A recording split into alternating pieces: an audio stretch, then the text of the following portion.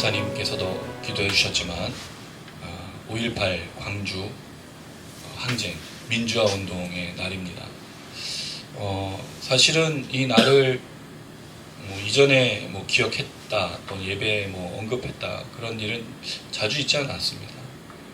근데 이 탄핵 계엄의 이 시간을 지나고 탄핵을 또 보면서 한국 교회는 세상이 어떻게 돌아가는지 너무 관심이 없구나라는 생각을 참 많이 하게 됐습니다. 지금도 많은 교회들이 오늘 예배를 드릴 거예요. 근데 이 5.18 이 광주 민중 항쟁 민주화 이 운동 언급하는 교회가 얼마나 될까? 거의 없을 겁니다. 근데 신기한 것은 그들의 삶에 아무 문제가 없어요. 이걸 기억하든 기억하지 않든 그들은 전혀 문제가 없습니다. 그게 잘못됐느냐? 잘못된 것은 아니겠죠. 근데 한 가지 안타까운 건 우리는 정말 이 역사 속에 아무 존재가 아니라는 거죠. 교회가. 예수님은 그렇게 사신 적이 없습니다. 물론 예수님은 민주화 운동을 하거나 독립전쟁을 하지 않으셨어요. 대신에 예수님은 잃어버린 자들을 찾으셔서 성경에 기록된 대로 언약과 말씀과 율법에 기록된 대로 가난한 자, 전원 자, 고아와 가부들, 돌아봐야 될 사람들에게 손을 내미시고 그들의 구원을 베푸셨다는 거죠. 우리가 정말 예수님을 따르고자 한다면 우리는 어디에 있어야 되냐는 거예요.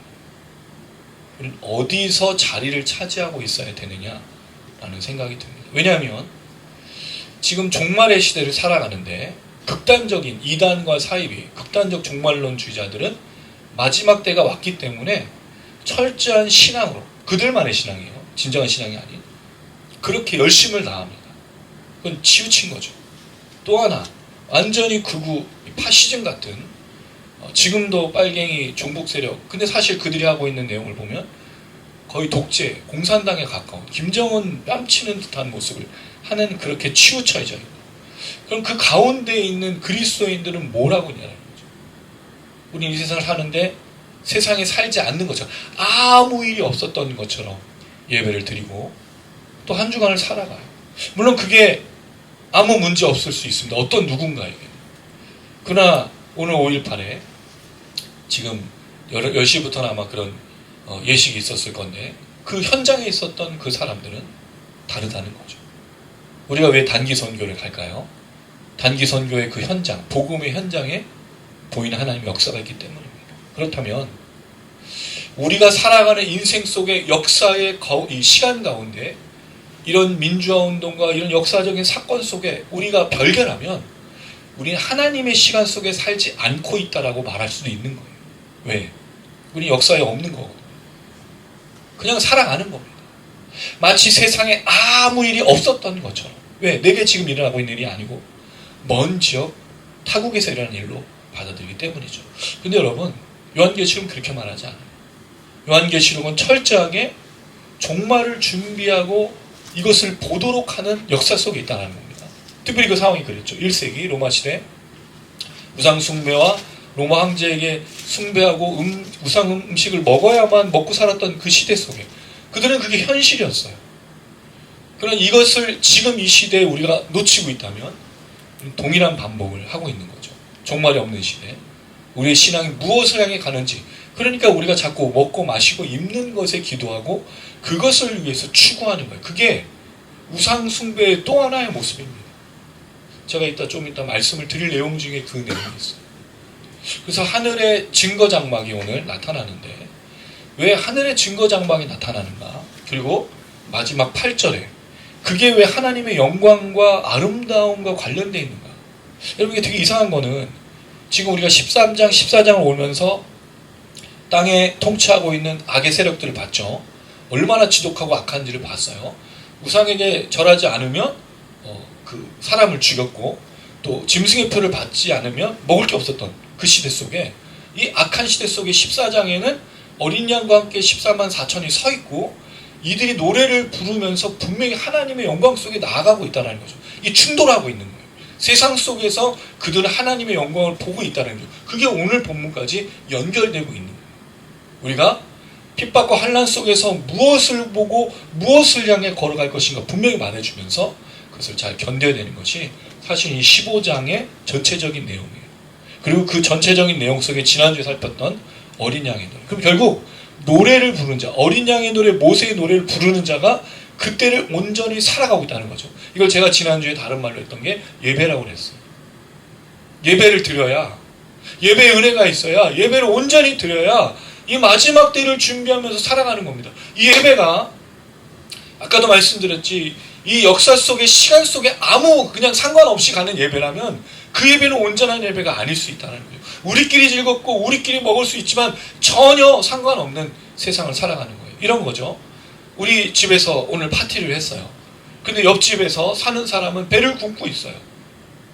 물론 이게 잘못이냐 아니냐라는 문제가 있을 수 있겠으나 오늘 내가 파티하는 현장에 바로 옆집에서 굶어 죽고 있다면 우리가 그리스도인으로서 해야 될 것이 무엇이냐는 거죠. 이게 다른 말로 하면 부자와 거지 나사로의 이야기죠. 부자 집에서 매일 잔치를 열었을 때 거지 나사로가 그 문에서 먹을 게 없어서 굶어 죽어갔던 일이 있었던 거예요. 이게 뭐가 큰 문제였냐? 아무 문제가 있는 게 아니라 문제였던 거죠. 왜?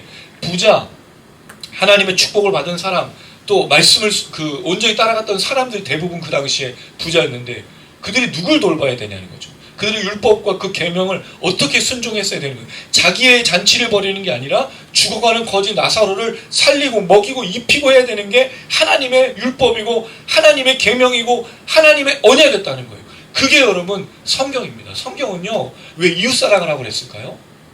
그냥 예수님이 이웃사랑하라 하니까 이웃사랑하라고 하는 걸까요? 아닙니다. 어떤 책임이 있냐면 희년이라는 게 있어요.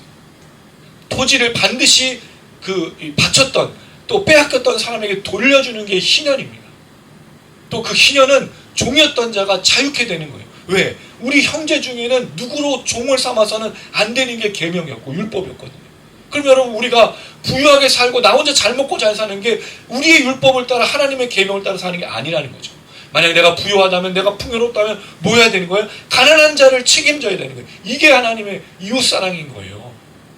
그게 사마리아 사람이 강도 만나서 쓰러져 있던 사람을 돌보는 비유에 나오는 것 아니겠습니까? 사마리아 사람은 자기의 부로 그 사람이 누군지도 모르는데 그 사람이 유대인 걸 보여요.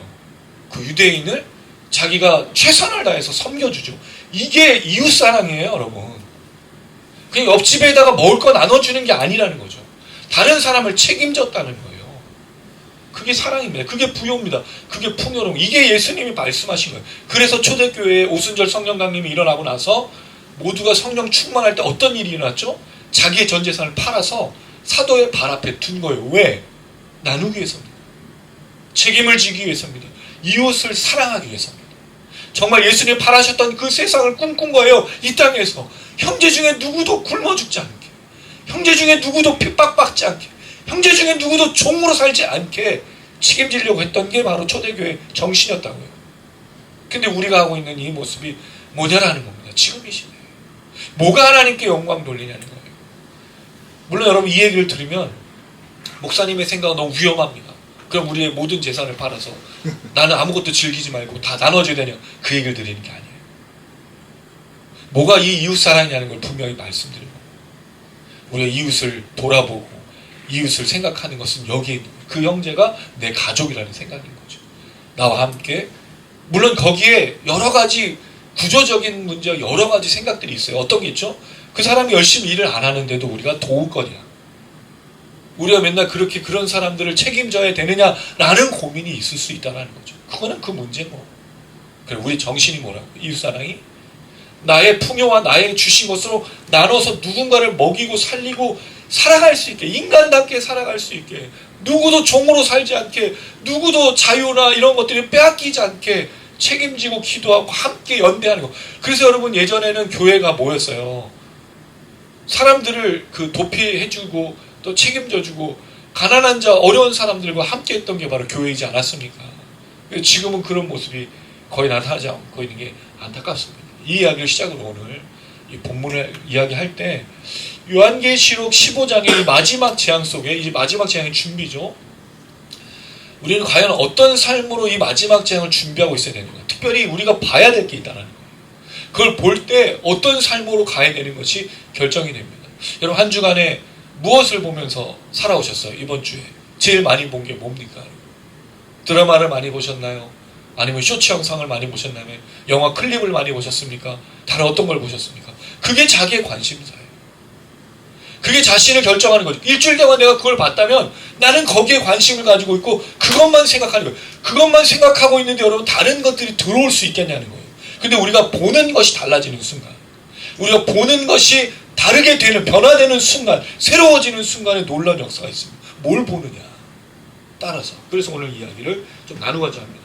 자, 먼저 오늘 본문은 5절에 보면 하늘의 증거 장막을 요한이 봅니다. 되게 재밌는 건 앞선 모세의 노래를 부르고 난 다음에 그 하늘의 증거 장막, 성전이 나타나요. 성전의 다른 이름이 뭐냐면 증거 장막인 거예요. 성전이 보이는데 증거 장막이 보인다는 거죠. 자, 그리고 나서 7 천사가 네 생물 중 하나로부터 하나님의 진노를 닮은 그 대접을 받습니다. 이제 심판하겠다는 거죠. 그게 이제 16장부터 나와요.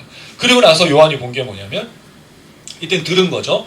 하나님의 영광이 가득해서 이 성전에 들어올 수 있는 사람들은 이 대접, 마지막 재앙이 끝나기까지는 누구도 성전에 들어올 수 없다는 이야기로 마무리하고 있는 걸 볼 수 있습니다.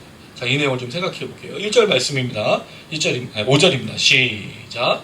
또 2일 후에 내가 보니 하늘의 증거 장막에 성전이 열리며.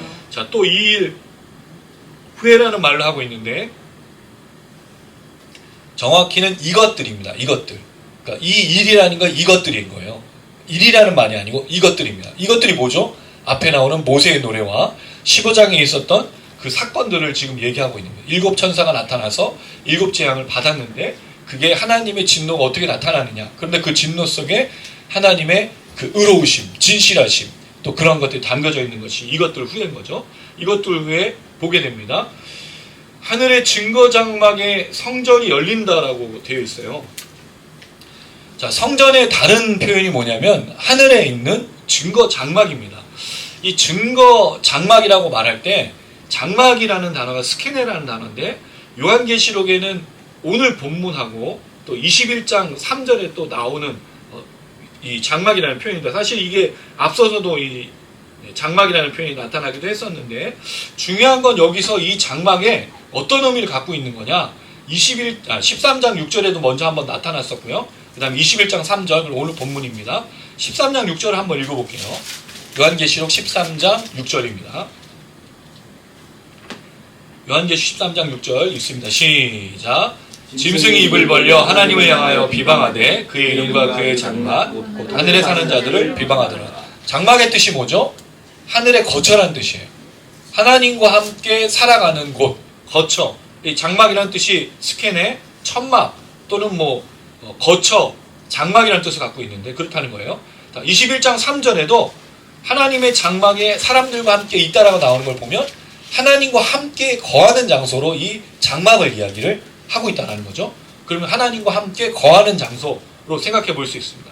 자, 그렇다면 이 하늘의 장막에 대해서 특별히 13장 6절 같은 경우는 땅에서 올라온 짐승이 그 비방하는 내용을 담고 있어요. 바다에서 올라온 짐승이 비방하는 내용을 담고 있습니다. 그럴 때 이제 하나님의 장막이 하나님과 함께하는 사람들에 대한 이야기를 하기도 하고요. 자, 그 다음에 이 장막은 성전이기도 하죠. 뒤에 나오는 거. 그 다음에 두 번째 특징이 뭐냐면 증거입니다. 증거라는 말은 마르티리온이라는 단어로 증거 또는 증언이라는 단어인데 이거를 이제 학자들은 뭐로 생각하냐면 이 증거라는 말을 십계명으로 보려고 해요. 자, 이 말씀을 좀 찾아볼게요. 출애굽기 38장 21절. 이거는 우리 사모가 읽어주시고 민수기 1장 50절은 주아가 읽어주세요. 출애굽기 38장 21절 그 다음에 민수기 1장 50절.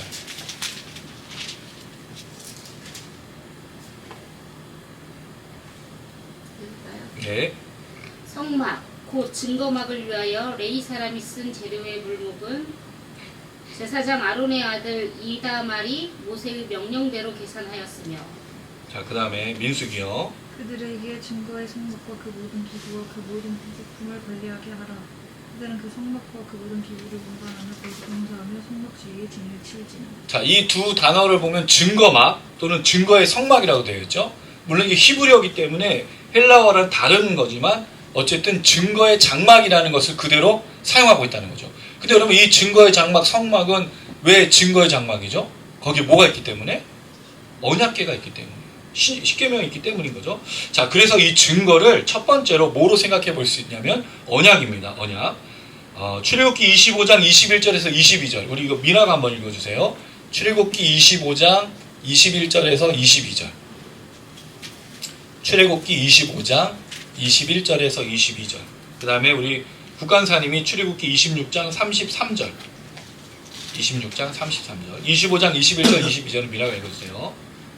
최소를 궤 위에 얹고 내가 내게 줄 증거판 구슬을 놓으라. 거기서 내가 너와 만나고 속죄소 증거궤 위에 있는 주구를 사이에서 내가 이스라엘 자손을 위하여 내게 명령할 말씀을 내게 이르리라. 네.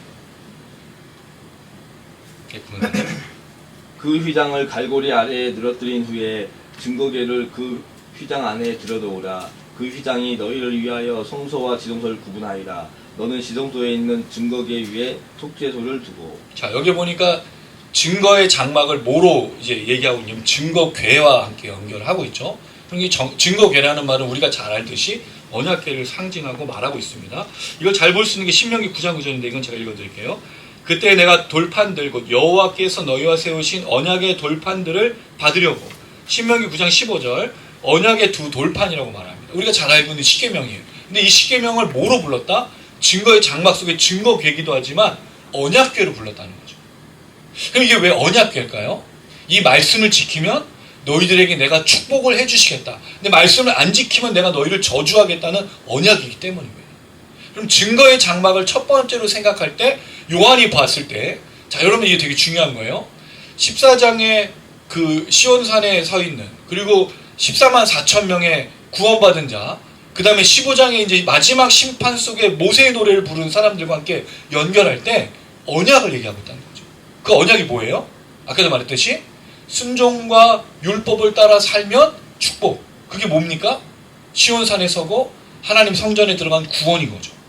근데 만약에 순종하지 않으면 12장에서 13장에 걸쳐서 왔던 그 우상을 숭배하고 짐승의 표를 받았던 자들에게 뭐가 일어나는 거예요? 심판이. 저주가. 그 저주가 얼마나 심했습니까? 그 포도즙 틀에 사람을 집어넣어가지고 짜내서 피가 말에 그 제갈까지 올라오고 1260 스타디온에 퍼졌던 그 무서운 무시무시한 심판. 이게 언약이라는 거죠. 하나님께서 순종하고 언약을 따라 믿는 자들은 구원하시고 그렇지 않은 자는 심판하시겠다는 게 이 증거의 장막 또는 언약의 장막이라고 이야기할 수 있다는 거죠. 이게 왜 중요하냐면 오늘 본문과 같이 유사한 장면이 담긴 게 11장이에요. 요한계시록 11장 19절 한번 읽어볼까요? 같이 읽어보겠습니다. 요한계시록 11장 19절입니다. 요한계시록 11장 19절 읽을게요. 시작. 이에 하늘에 있는 하나님의 성전이 열리니 성전 안에 하나님의 언약궤가 보이며 또 번개와 음성들과 우레와 지진과 큰 우박이 있더라. 내용이 계속 반복돼요. 11장에도 그 두 증인의 사건이잖아요. 이 두 증인이 그렇게 부활 승천한 다음에 보게 되었던 게 뭐냐면 하늘의 성전이 열리면서 언약궤가 오늘 또 증거의 장막이 보이는 것처럼 계속 구원이 나타나는 거죠. 그 언약. 그 다음에 언약궤가 보이면서 성전 안에 또 뭐가 보였습니까? 불과 번개와 음성들과 우레와 지진과 큰 우박이었죠. 심판에. 그게 바로 16장인 거죠. 계속 반복되고 있어요. 하늘의 성전에는 지금 언약으로서 축복과 구원과 심판과 저주와 멸망이 계속 이어지고 있다는 거죠. 이걸 왜 자꾸 말할까요? 이 모세의 노래를 부르고 어린 양의 노래를 부르는 사람들의 처한 현실이 만만치 않았기 때문입니다. 여러분 사실 그렇잖아요. 우리 자녀가 어려운 일을 겪고 있을 때 부모로서 뭘 해주고 싶습니까? 그 어려움을 잘 견디고 걸어가길 바라잖아요. 기도해 준다든지 아니면 격려해 준다든지 엄마 아빠가 너를 응원하고 있어 이 말을 해주는 거죠. 이 얘기인 거예요. 끝까지 믿음 포기하지 말고 끝까지 신앙을 포기하지 말고 우상 숭배를 두려워하지 말고 그걸 따르라고 할 때 그 죽음을 두려워하지 말고 또 짐승의 표를 받아 먹는 것으로 살아가는 그때 두려워하지 말고 믿음으로 견딜 것을 계속해서 하나님이 말씀하고 있다는 거죠. 하나님께서 이 언약을 통해서 보여주고 있는 겁니다. 그럴 때 여러분 이 우상 숭배와 짐승의 표를 받는 사건이 언약과 연결된 게 중요합니다. 왜 그렇죠? 모세가 이스라엘 백성들을 끌고 나와서 하나님 명령을 따라 어디로 올라갑니까? 시내산에 올라갔어요. 뭘 받으러 올라갔죠? 십계명, 두 돌판을. 모세가 거기서 40일 동안 하나님과 그 임재 속에서 그 영광을 보고 그 놀라운 축복을 누리고 있었는데 밑에 백성들은 뭐 하고 있었어요? 이 올라간 자는 어떻게 된 거냐? 40일이 없어지고 감감무소식이니까 백성들이 두려워서 뭐를 만들기로 했냐면 모든 금가락지와 금과 관련된 모든 걸 모아가지고 녹여서 금송아지로 만들었죠. 그러고 나서 뭐라고 얘기합니까? 이게 우리를 출애굽하게 했던 홍해를 갈랐던 그 하나님이다 라고 말한 다음에 거기서 뭘 하죠? 먹고 마시고 뛰놀았어요. 이게 딱 두 가지, 우상숭배와 먹고 짐승의 표를 받은 자들이 먹고 마시는, 여러분 이게 반복돼요. 여러분 너무 놀랍지 않습니까? 출애굽의 그 우상숭배와 먹고 마시는 문화가 마지막 요한계시록에 똑같이 우상숭배와 먹고 마시는 문화로 나타나고 있는데, 출애굽 때를 보면 그게 하나님이라고 부르고 있다는 거죠. 그리고 이 땅에 사는 사람들이 이 바다에서 나온 짐승과 큰 붉은 용, 땅에서 올라온 짐승의 그 우상숭배를 보면서 뭐라고 여기는 거예요? 이게 하나님이구나. 무서운 거예요. 우리가 정말 참된 신앙으로 분별하지 않으면 어디로 가고 있는지도 모르는데 따라가고 있는 거예요. 나중에 봤더니 그 끝이 뭐예요? 멸망길인 겁니다. 이게 얼마나 무서운 거예요. 내가 갔더니 5번째 천사가 낫을 이루어서 포도즙 틀에 던져지는 사건 속에 있다는 거죠. 뭐 하니까? 우상숭배와 짐승의 표를 받아서 먹고 마시는 것을 살아갈 때 이 과정이 서로 연결되고 있어요. 그래서 여러분, 우상숭배가 단순히 다른 종교를 따르고 또 이단을 따르는 문제가 아닌 거예요. 먹고 마시고 사는 것이 우상일 수 있다는 거죠. 왜? 그게 진짜 하나님이고 거기서 먹고 마시고 뛰어노는 것이 하나님이라고 착각하기 때문인 거죠. 그럴 때 모세가 뭘 들고 내려오죠? 시내산에서 두 돌판을 들고 내려와서 집어 던진다는 거죠. 뭐가 우리로 하여금 우상 숭배하지 않고 또 이 짐승의 표를 받지 않으며 살아갈 수 있게 하는가? 언약인 거예요.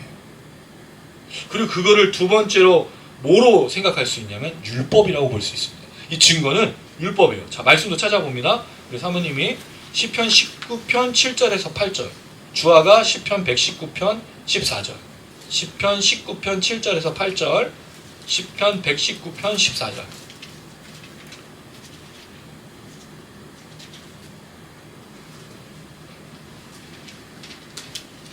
여호와의 율법은 완전하여 영혼을 소성시키며 여호와의 증거는 확실하여 우둔한 자를 지혜롭게 하며 여호와의 교훈은 정직하여 마음을 기쁘게 하고 여호와의 계명은 순결하여 눈을 밝게 하시도다. 자, 여호와 율법에 대해서 하나는 증거로 말했고 한 번은 교훈으로, 다시 한 번은 계명으로 말했어요.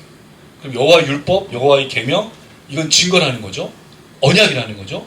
그러니까 결국 율법을 지키는 자에겐 축복이, 율법을 지키지 않는 자에겐 저주와 멸망이 있다는 걸 알 수 있다는 거죠. 시편 119편 읽어주세요. 내가 모든 재물을 즐거워함 같이 주의 증거들을 즐거워하니. 여러분 이 표현을 보세요. 내가 뭐를 즐거워한 같이 주의 증거들의 도를 즐거워한다고요? 재물을 즐거워하듯이. 근데 우리는 사실은 재물을 좋아하지 계명과 율법을 좋아하지 않지 않습니까? 하나님의 말씀을 정말로 사모하며 그 말씀 따르기를 갈망하고 있는가? 이 시대에 정말 믿음을 발견할 수 있는가? 저조차도 내가 좋아하고 있는 게 뭔가 돌아보게 되는 겁니다. 여러분 뭘 좋아하세요? 뭘 갈망하고 계세요? 하나님의 말씀을 순종하는 것, 이것이 우리의 갈망이 되기를 주님의 이름으로 축원합니다. 자, 그리고 나서 이 표현이 또 나오는 게 있어요. 요한계시록에도 이 얘기를 해요. 자, 요한계시록 14장 12절은 미나가 한번 읽어주세요. 요한계시록 14장 12절입니다. 요한계시록 14장 12절. 우리들의 인내가 하나님의 계명과 예수에 대한 믿음을 지킵니다. 이거예요, 이거예요. 언약, 계명, 율법. 그럼 누가 구원받느냐? 예수를 통해서 믿음으로 구원받는 게 맞아요. 근데 정말 그 구원받는 사람들의 표식, 그 징표가 뭐죠? 계명을 지킨 자예요. 계명을 안 지키는데 구원받았다고 말할 수 없다라는 겁니다. 그래서 여러분, 성경에는 이 얘기를 많이 해요. 간음하는 자, 사기꾼, 살인자, 속이는 자 다 천국에 못 들어간다 그랬어. 왜 그럴까요, 여러분? 율법을 지키지 않았기 때문입니다. 계명을 지키지 않았기 때문입니다. 물론 여러분 이 얘기를 또 오해하면 안 돼요. 그럼 행위로 구원받느냐, 그 얘기 아니죠. 근데 내가 예수를 믿고 정말 예수를 부르며 이름을 불러서 구원을 받았는데 살인을 한다고요? 사기를 친다고요? 거짓을 행한다고요? 있을 수 없는 겁니다. 죄를 지을 수는 있죠. 죄를 지을 수밖에 없죠. 근데 가만히 있을 수는 없다는 거예요. 왜? 심판이 두렵잖아요, 우리는. 그리고 하나님은 반드시 그 죄에 대해서 물으신다고 말씀하셨고 멸망시킨다고 약속하셨거든요. 예수의 이름에 우리를 보호하고 예수의 이름에 우리 안에서 역사하지만 그게 진짜 믿음으로 구원받은 건지 확인해야 되는 거죠. 뭘로? 계명으로. 율법. 내가 순전히 말씀을 지키지 않고 순종하지 않았는데 어떻게 구원받았다고 확신할 수 있으세요? 내가 어떻게 예수를 믿는다고 확신할 수 있으세요? 계명을 안 지키는데, 율법을 지키지 않는데, 언약 가운데 살지 않는데 어떻게 내가 하나님의 자녀라고 말할 수 있겠냐는 거예요. 여러분 주변에 그 주폭이라고 말하는 사람들 보신 적 있죠? 술 마시고 사람들 괴롭히는. 근데 그 사람이 그리스도인이에요. 온 동네를 때려 부시면서 술 마시고 알코올 중독이 돼서 그렇게 사는 사람을 보고 누가 예수 믿는 사람이라고 말하겠냐는 거예요. 우리가 정말로 예수를 믿고 있다면 그 삶의 순종과 헌신들이 드러나야 되는 거죠. 뭐에 대해서? 계명에 대해서. 자, 그 다음에 세 번째는 이 증거 장막이라고 말할 때 증거는 예수의 증거라고 볼 수 있습니다. 왜냐하면 성경에서 요한계시록에서는 이 계명을 증거를 예수의 증거로 많이 얘기했어요. 요한계시록 1장 2절 요한은 하나님의 말씀과 예수 그리스도의 증거라고 얘기했습니다. 자, 그 다음 더 구체적으로 말한 게 12장 17절인데 이건 우리 국간산이 한번 읽어주세요. 요한계시록 12장 17절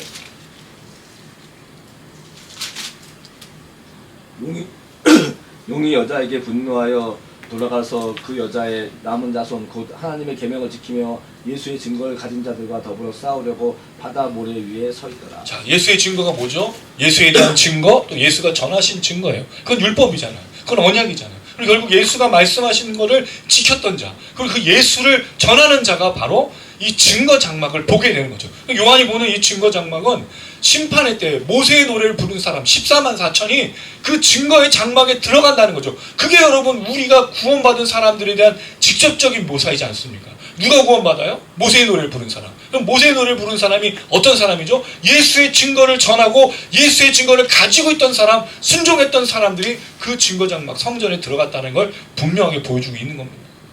어떤 때? 우상 숭배 때. 짐승의 표를 받아서 먹고만 살아야 돼. 먹고 살아야 되는 그때 이 순종에, 이 계명에, 이 언약에.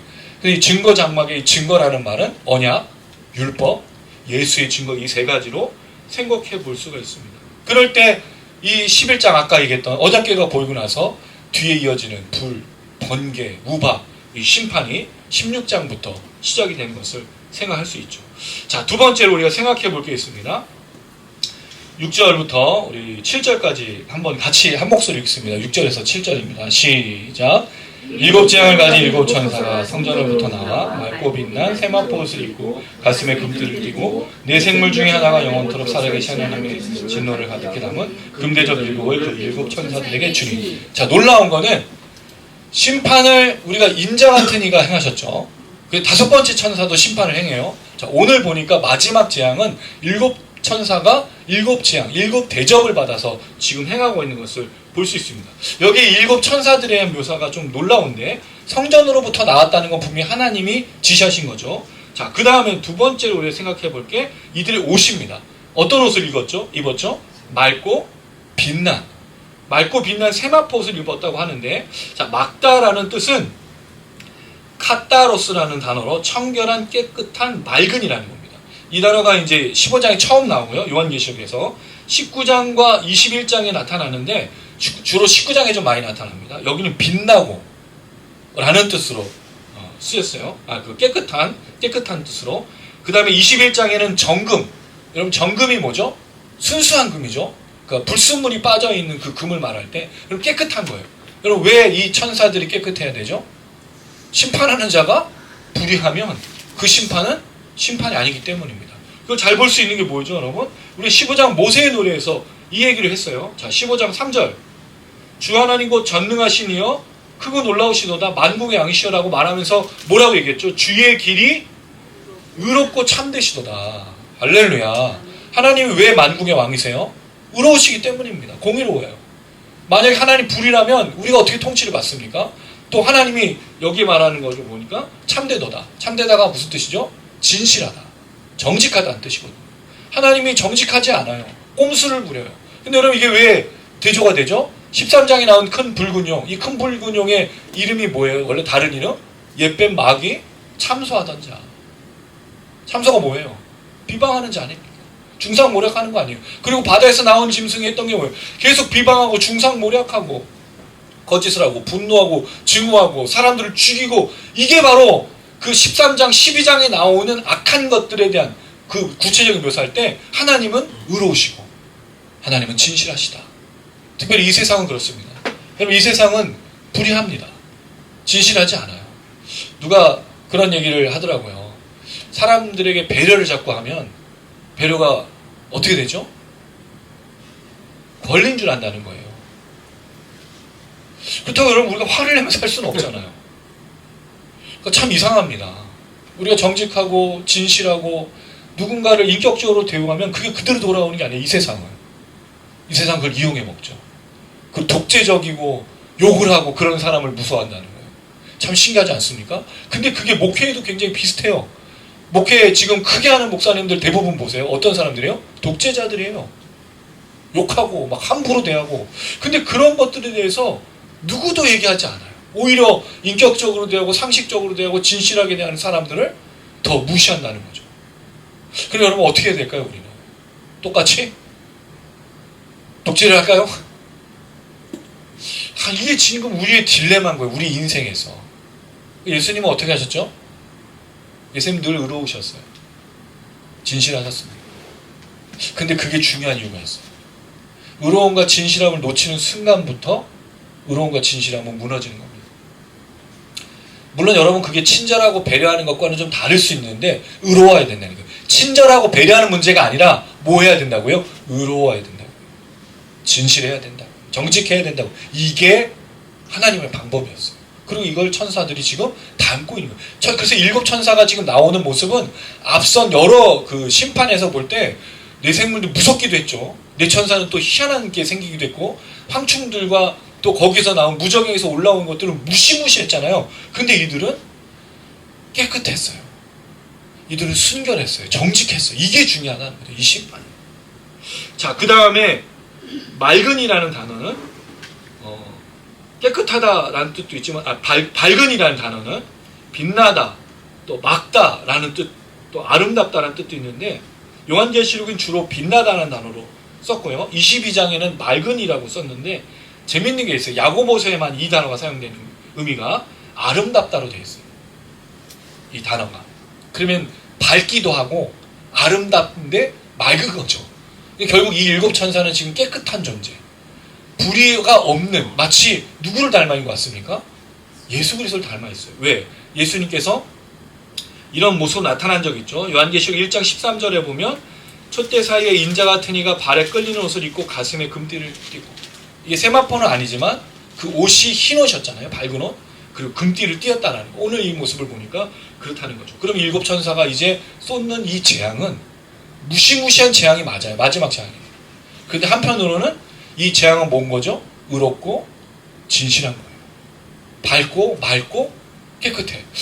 자, 여러분 한번 상상해 보세요. 마지막 재앙이에요. 우리가 마지막 재앙이 무서운 건 뭐죠? 무시무시함. 그 재앙의 참혹함 때문에 무섭잖아요. 그런데 이 재앙 놀랍게도 7 천사의 모습을 보니까 맑아, 밝고 아름다워, 또 의로워, 정직해. 무슨 생각이 드세요, 여러분?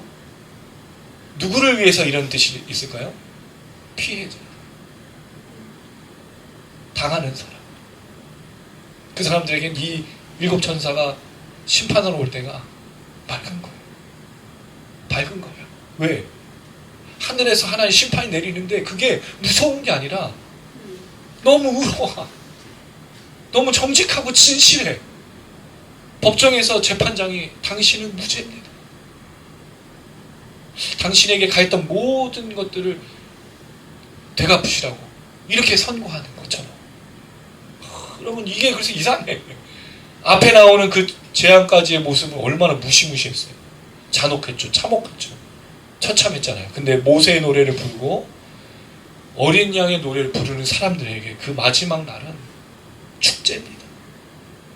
하나님이 그 사람들을 의로와 진실로 그 7 천사를 보내줘서, 물론 여러분 16장에서 등장하는 거 보면 되게 무시무시해요. 근데 실제로 보면 누구에게? 피해자, 우상 숭배하지 않고 짐승의 표를 받지 않는 사람들에게 그 마지막 날은 영광이에요. 마치 독립운동가들이, 또 민주화 운동했던 분들이 독재 정권이 사라지고 일제 치하가 사라지고 그날을 맞이했던 거죠. 그날은 그들의 공격을 가했던 사람에게는 멸망이지만 견뎠던 사람에게는 축복이었던 거죠. 할렐루야. 여러분, 이 표현 하나하나가 너무 멋지지 않으세요? 너무 위로가 되지 않습니까? 우리가 위로가 돼야 돼요. 이게 왜 견디고 있다며. 우리가 이 모세의 노래를 부르고 하나님 의로우시고 하나님 정직하시고 진실하시다는 걸 기다리고 있었다면 이것이 우리에게 기쁨으로 다가와야 돼요. 이것이 우리에게 은혜로 다가와야 되는 거예요. 이 말씀이 우리에게는 기대가 되어야 되는 거예요. 그 마지막 날, 그 멸망의 날, 언약과 율법과 예수의 증거를 가지고 지키고 순종했던 사람들에게 그날은 축복이며 영광이며 하나님의 놀라우심이 드러나는 그 날이기 때문입니다. 그래서 여러분, 이게 얼마나 멋진 표현인지 모릅니다. 분명하게 이 얘기들이 계속 12장부터 연결되어서 나타나는 것을 볼 수가 있어요. 자, 그리고 나서 한 가지 더 생각해 볼 것은, 계속되는 7 천사와 7 재앙은 7 천사가 하는 게 아니에요. 여기에 누가 역사하고 있느냐? 자, 먼저 7절에 보면 뇌생물 중 하나가 또 나와요. 여러분, 뇌생물이 4장에 나온 사람, 그 천사 중에 하나죠. 이 천사 중에 하나가 지금 하나님으로부터 대접을 받아서 나눠주고 있는 거예요. 그럼 재앙은 누구로부터 오는 거죠? 심판은 하나님으로부터. 이걸 중요해요.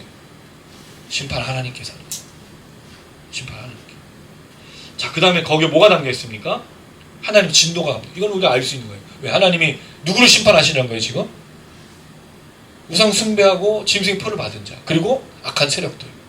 마지막 날의 심판은요, 우리를 심판하는, 이게 달라. 그래서 앞에서는 하나님이 그 성전 측량한 곳과 성전 바깥마당에 하나님 백성까지도 심판했지만, 지금 마지막 심판은 누구를 심판하는 거냐? 불의한 자들을 심판하는 그 모습으로 나타나고 있다는 거죠. 여기에 이런 표현을 썼어요. 영원토록 살아계신. 왜 하나님을 영원토록 살아계신으로 표현했을까요? 그 진노를 하나님 계속 기억하고 계신 거예요. 하나님은 우리처럼 하지 않아요. 우리는 반짝 잘하면 잘하는 것처럼 여기잖아요. 속이면 모르잖아. 하나님 다 알고 계신 거죠. 누가 우상 숭배하고 누가 거짓되게 하고 비방하고 중상모략하는지 하나님 다 아시고, 그게 영원하고 살아계시다는 게 담겨져 있어요. 하나님을 속일 수는 없는 겁니다. 여러분, 우리는요, 사람을 속일 줄 알아요. 그럼 어떻게 하면 사람이 좋아하는지도 알아요. 제가 목회를 그렇게 했어요. 속일 수는 없으니까. 정직하게 너무 제 자신을 보여줬나 봐요. 좀 가리고 숨겼어야 될 걸. 그게 드러나잖아요. 여러분. 그렇게 할 수도 없는 거고.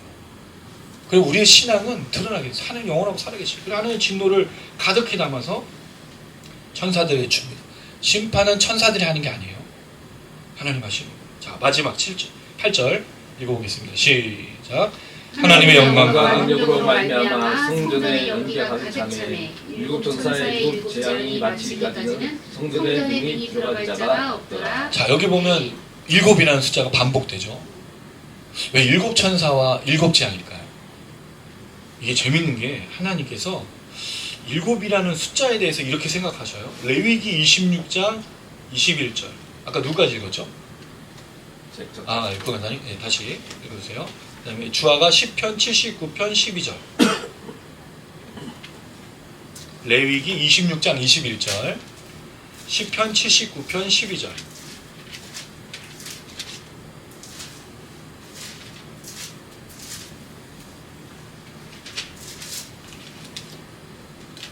너희가 나를 거슬러 내게 청종하지 아니할진대 내가 너희의 죄대로 너희에게 7배나 더 재앙을 내릴 것이라. 네. 주여, 우리 이웃이 주를 비방한 그 비방을 그들의 품에 7배나 갚으소서. 하나님은 7배를 갚으시는 거예요.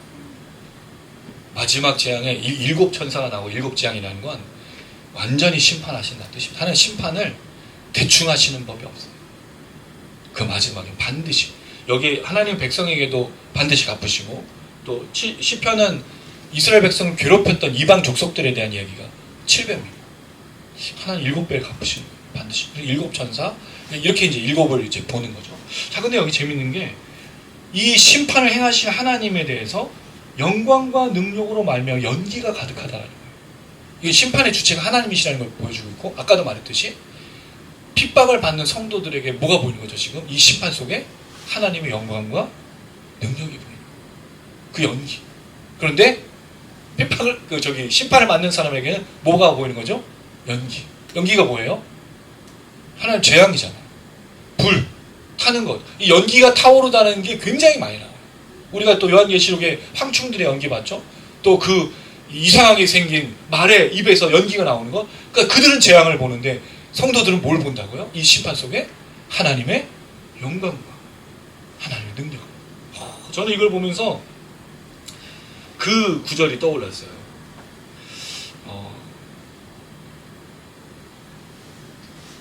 사도행전 7장 54절에서 58절. 이건 우리 민학 한번 읽어주실래요? 사도행전 7장 54절에서 58절. 사도행전 7장 54절에서 58절.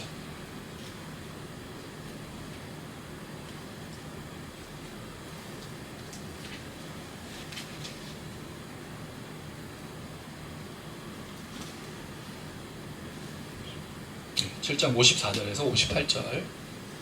그들이 이 말을 듣고 마음에 찔려 그를 향하여 이를 갈구니 스데반이 성령 충만하여 하늘을 우러러 주목하여 하나님의 영광과 및 예수께서 하나님의 우편에 서신 것을 보고 말하되 보라 하늘이 열리고 인자가 하나님 우편에 서신 것을 보노라 하는데 그들이 큰 소리를 지르며 귀를 막고 일제히 그에게 달려들어 성 밖으로 내치고 돌로 칠세 증인들이 옷을 벗어 사울이라는 청년을 발 앞에 두니라.